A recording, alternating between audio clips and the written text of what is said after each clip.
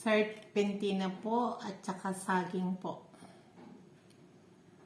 Yan po yung ginagamit ko sa high blood, diabetes. Kasi dun po ako na-diagnose ulit na may sakit po akong ganyan. Sa Makati Med po kay Dr. Clavel Macalital. Kasi that time po, nag-work pa ang mister ko. Kaya libre check-up po ako dahil may card ako. Ayan po.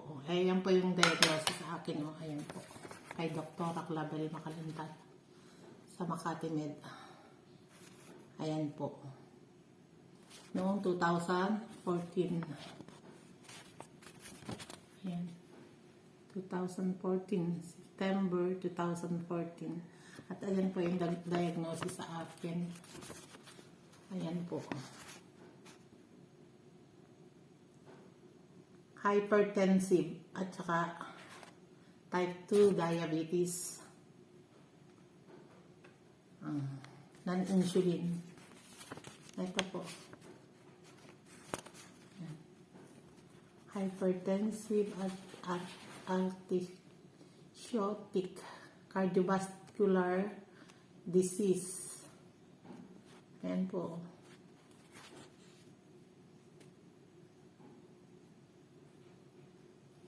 Pero, naggamot lang po ako siguro mga ilang buwan lang po. Kasi yan po yung mga reseta sa akin, ang dami po. Kasi nga high blood nga po. Mga ilang buwan lang po siguro ako naggamot. Kasi since po noon ay nag-ano na ako sa herbal. Yan nga po yung ginagamit ko, etong serpentina. Madali lang po siya kainin, di ba po? Sa sobrang pait niya, hindi mo kayang kainin. Kaya ginawa ko po ng paraan siya kung paano ko po makakain. Ayan po. Pag yung serpentina po, binibilot ko po siya kahit ilang pirasong dahon. Ayan po.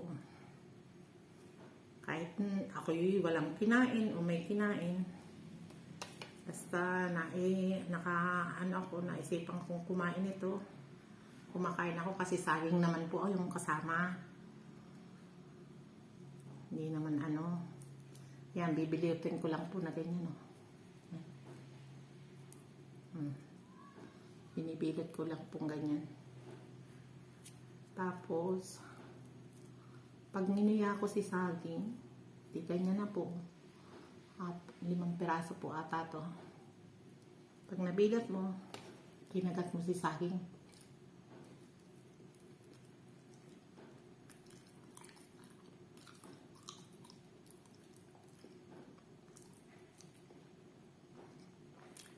Binibig na ako po ito doon sa kanya.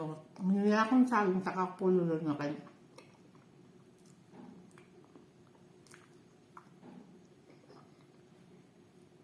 Kaya pag luno ko ng saging, wala na yung serpentina po.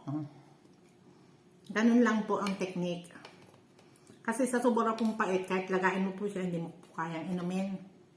Kaya nga po mapait. Kaya ganun lang po ang ginagawa ko talaga.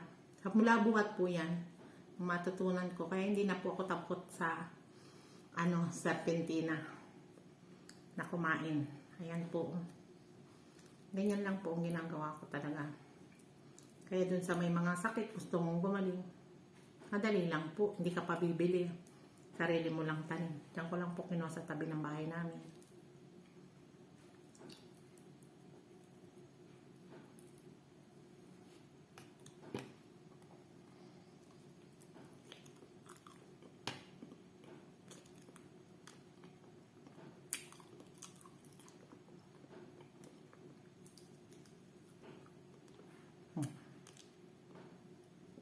Ayan po, wala na.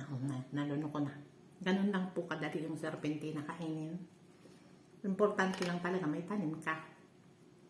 Sa mga ayaw gumaling, siyempre mag-iinarte. May pera, pambili ng gamot. Ganun po yun. Pero kung ayaw mong bumili, eto lang ang lunas.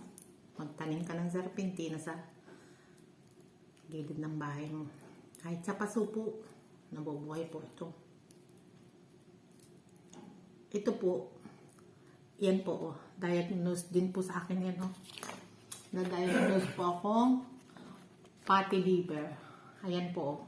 Fatty liver. Ayan. Fatty liver. Fatty liver po ako. Yan po yung unang diagnose sa akin. Fatty liver. Napakagaling po nitong serpentina sa fatty liver. Lalo na po, yun din pong bawang.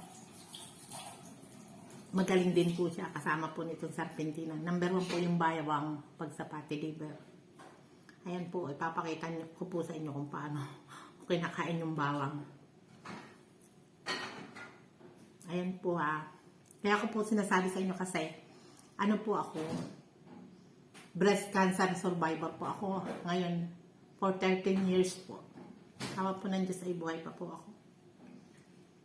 Kasi nga po ay sa herbal lang po. Ako na talaga nag-depend. Tsaka sa Panginoon po, talaga ay sa gabay po ng Panginoon. Yun.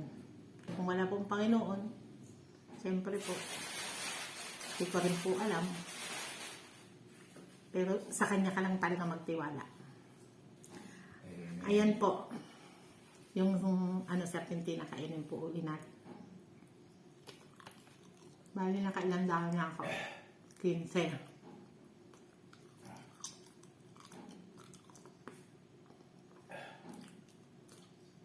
Uy. Ayan po, ito na lang po ang natira ko. Mamaya ko naman po ulit yung gabi kakainin. Pwede naman po kasing kumain kayo sa umaga, sa tanghali, sa hapon. Depende po sa inyo. Kasi wala ka namang malalasahan pa eh. Kaya ano namang masamang kumain ka niyan. Libre pa, hindi pa siya gamot na papasok sa katawan mo na may masamang epekto. Hindi po ba?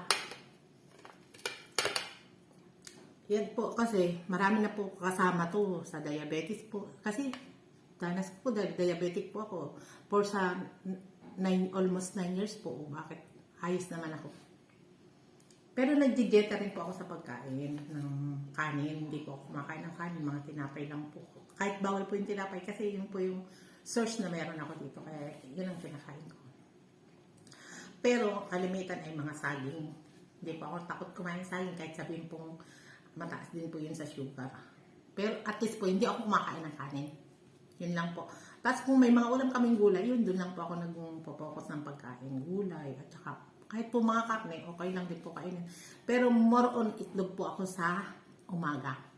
Itlog na nilaga.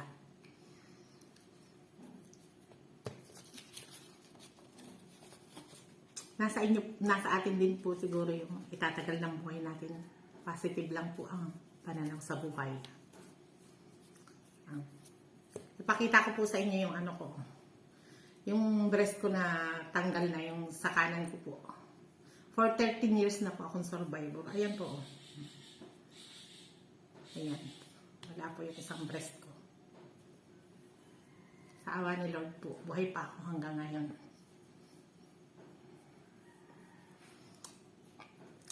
Thanks for watching po. Maraming salamat.